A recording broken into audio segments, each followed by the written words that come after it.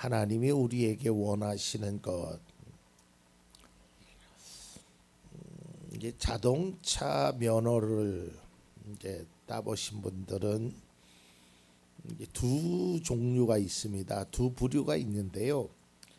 한 부류는 저처럼 운전을 전혀 안 해본 사람이에요. 그래서 학원에서 배워서 시키는 대로 한 사람이에요. 또 한 부류의 사람은 그냥 운전을 잘해요. 뭐 그냥 차 주면 뭐 다니는 거 뭐 걱정 없어요. 근데 단지 면허가 없다는 것뿐이에요. 그래서 면허 시험을 보는 사람들이 있습니다. 그런데요, 여러분 면허 시험장에 가면 아무리 운전을 잘한다고 해도 떨어지는 사람이 있어요. 왜냐하면 규칙대로 하지 않아서 그래요. 뭐 저도 면허를 따봐서 알지만 그 규칙을 어기면 세상 없어도 합격할 수가 없어요. 아니 뭐 그거 그렇게 중요해요? 이렇게 하면 되지요? 저렇게 하면 되지요? 뭐 자기 논리를 아무리 얘기를 해도 떨어지는 거예요. 뭐 언덕 올라갈 때는 어떻게 해라라고 그렇게 안 해도 된다라고 얘기하지만 규정이 그렇게 있으면 그대로 해야 되는 거예요. 제가 왜 이 말씀을 드리냐면 우리 신앙도 마찬가지예요. 우리가 가끔 착각하는 것 중에 하나가 뭐냐면 내가 하나님을 움직이려고 해요.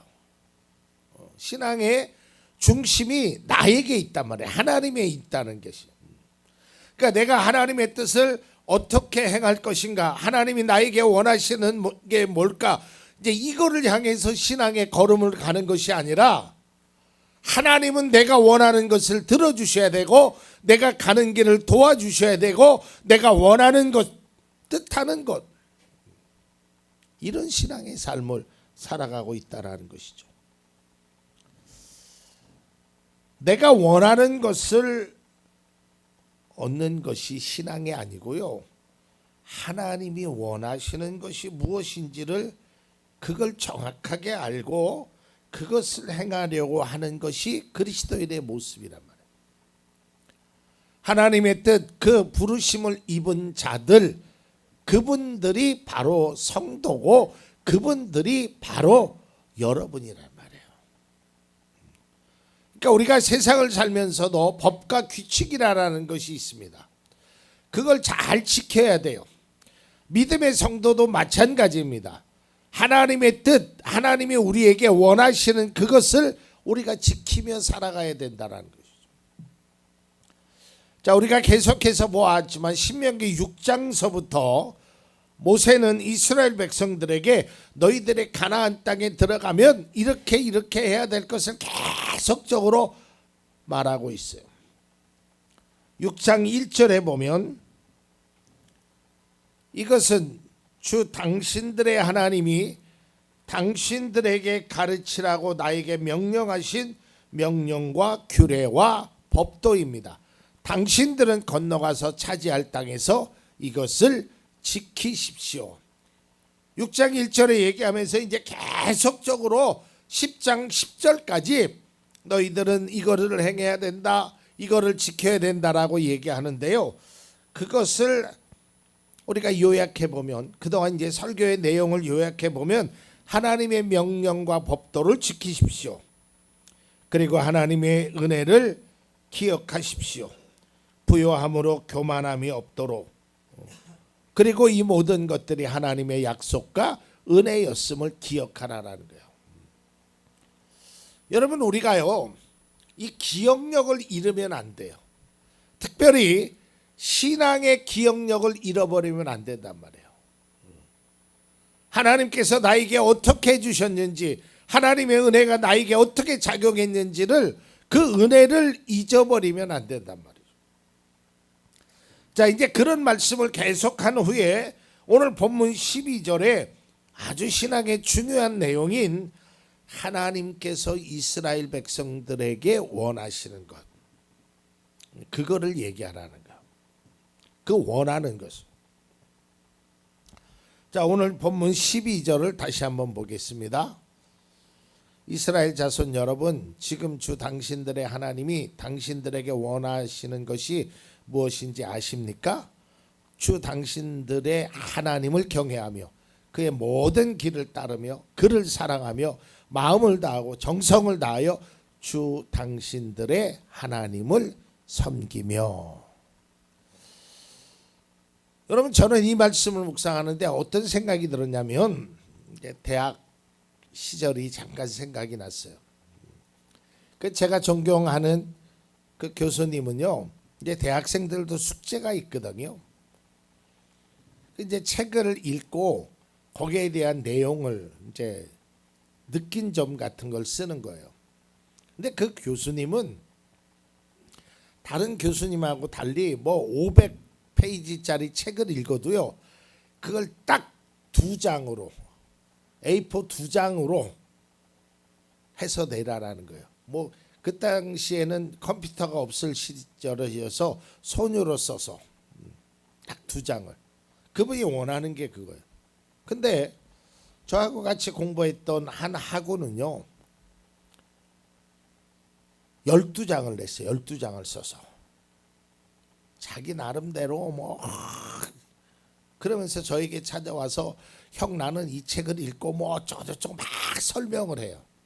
그래서 내가 그랬죠.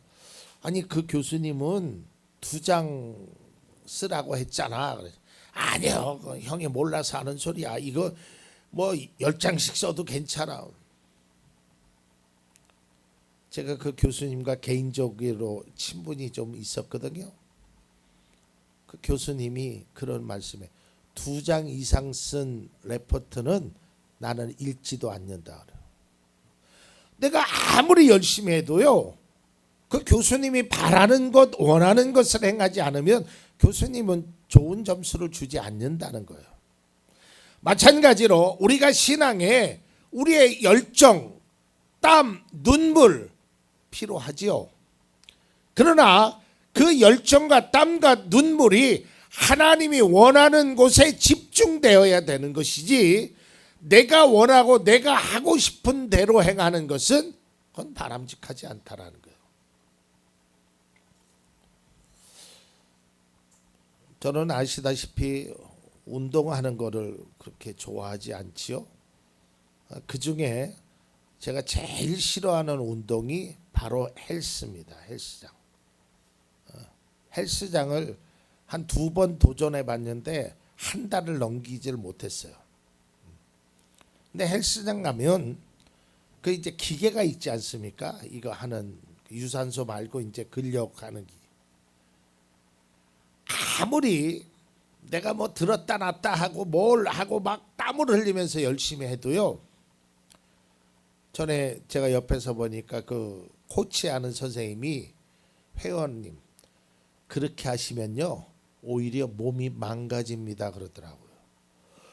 그 사람은 막 열심히 땀을 흘려가면서 막 무거운 바벨을 들어가면서 하는데 오히려 그렇게 하면 자기 몸을 망친다는 거예요.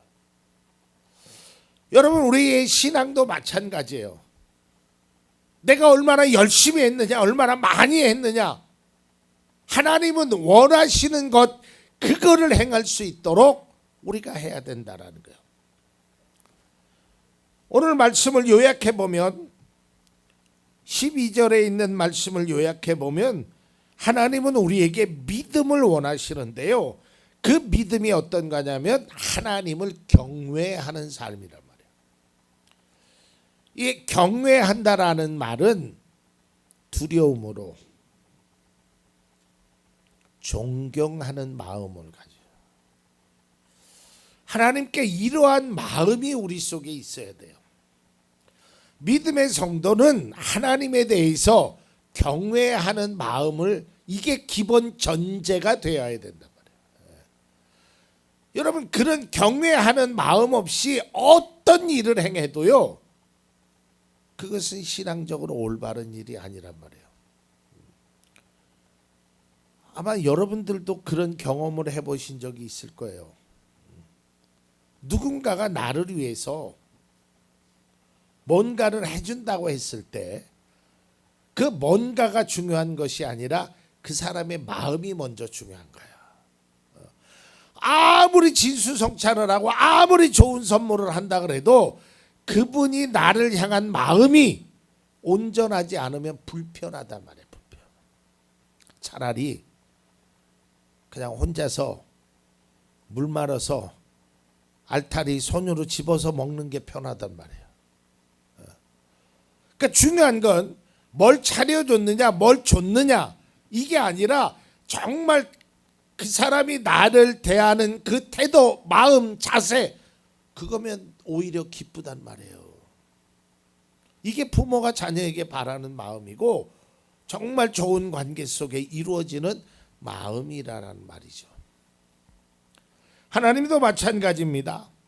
하나님도 우리가 뭘 했느냐, 뭐 열심히 했느냐 그것도 필요하지요. 그러나 그 열심 속에서 하나님을 경외하는 것이 빠진다면 그건 아무것도 아니에요.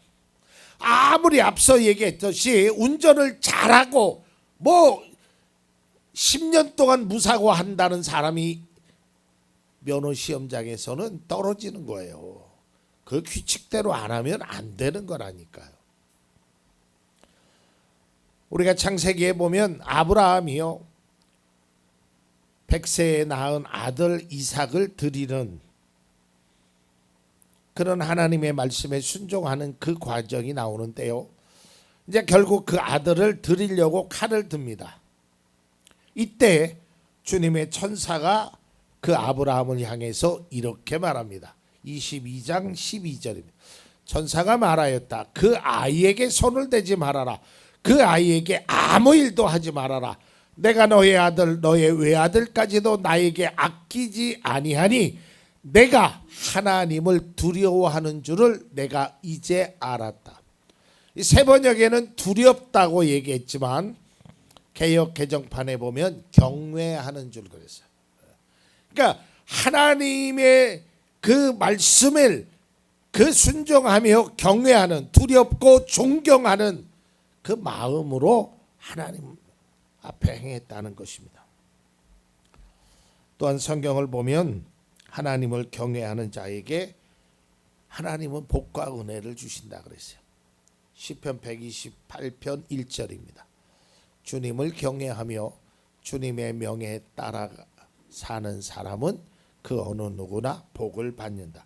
또 시편 145편 주님은 당신을 경외하는 사람의 소원을 이루어 주시고 그들의 부르짖는 소리를 듣고 구원해 주신다. 여러분 결론입니다. 하나님이 우리에게 요구하시는 것은 경외하는 마음이에요. 그러니까 내가 하나님 앞에 나아갈 때 기본 전제가 거기에 있어야 돼요. 하나님이 원하시는 일을 내가 행해야지. 그게 중요한 거라니까요. 여러분 우리는 그리스도인은 주일날 하나님 앞에 예배드리는 것이 그리스도인의 본분이며 의무지요. 성경이 그렇게 말하고 있어요. 그러나 여러분 예배는 의무감으로 드리면 안 돼요. 예배 속에 하나님을 진정으로 경외하는 마음, 하나님을 향한 나의 마음을 드리는 것이지 의무적으로 내가 그리스도인이니까 그 드리는 것은 바람직하지 않단 말이에요. 믿음의 성도는 하나님을 경외해야 합니다. 그러니까 하나님이 우리에게 요구하시는 것이 그거예요. 이사야서 1장에 봐도 그렇고요. 여러 성경 속에서도 봐도 그렇고 하나님이 우리에게 원하시는 것은 하나님을 사랑하고 하나님을 경외하고 그 뜻을 행하는 거예요. 여러분도 많이 들어보셨죠? 속도가 아니라 방향이라는 거. 방향이 중요하다니까요. 내 실력이, 내 능력이, 내 노력이, 내 힘이, 내 능력이, 내 재주가 아무리 좋다고 하여도 하나님이 원하시는 방향이 아닌, 다시 말해서 하나님을 경외하지 않는 삶으로 가면 그것은 예배가 아니에요. 그것은 헌신이 아니란 말이에요. 그러니까 우리가 항상 생각해야 될 것은 하나님이 기뻐하시는 삶, 하나님을 경외하는 삶을 내가 살아야지. 여기에 신앙의 초점이 있어야 돼요. 근데 우리는 언제나 하나님은 좀 심하게 얘기하면 ATM기야. 그냥 내가 카드 축 집어넣으면 내가 원하는 숫자 다다다닥 누르면 드르륵 하고 돈이 나와야 돼. 그걸 원해요. 하나님은 자판기란 말이에요. 내가 동전을 탁 넣고요. 내가 원하는 커피, 그럼 커피가 탁 나와야 되고, 내가 원하는 음료수 하면 음료수가 나와요. 근데 안 나오면 어떻게 해야 될까요? 발로 차. 자판기를 발로 차, 두들겨. 그러면서 하는 소리가 뭐예요? 국사는 두들겨야 말을 잘 들어. 막 이래. 자판기를 발로 차듯이 우리가 영적으로 하나님을 발로 찬단 말이에요. 하나님 왜 내가 원하는 거 안 해주세요? 내가 분명히 동전 넣고 이거 해달라고 눌렀는데 왜 하나님 안 줘요? 그러면서 막 두들겨. 이건 하나님을 경외하는 삶이 아니란 말이에요. 먼저 하나님의 은혜를 받기 전에 먼저 우리가 가져야 될 게 마음가짐이에요. 마음가짐. 하나님을 경외하는, 하나님을 사랑하고 그 말씀에 순종하며 살아가는 그것이 우리에게 중요하다라는 거예요. 하나님은요, 모세가 가나안 땅을 들어가기 위한 이스라엘 백성들을 향해서 말씀했던 그 내용, 하나님을 경외하라는 그 요구가 그때뿐만이 아니라 오늘날 하나님을 믿는 믿음의 성도 우리들에게도 그러한 하나님을 경외하는 모습을 요구하고 계시고 우리들에게 기대하시는 것이 바로 그거예요.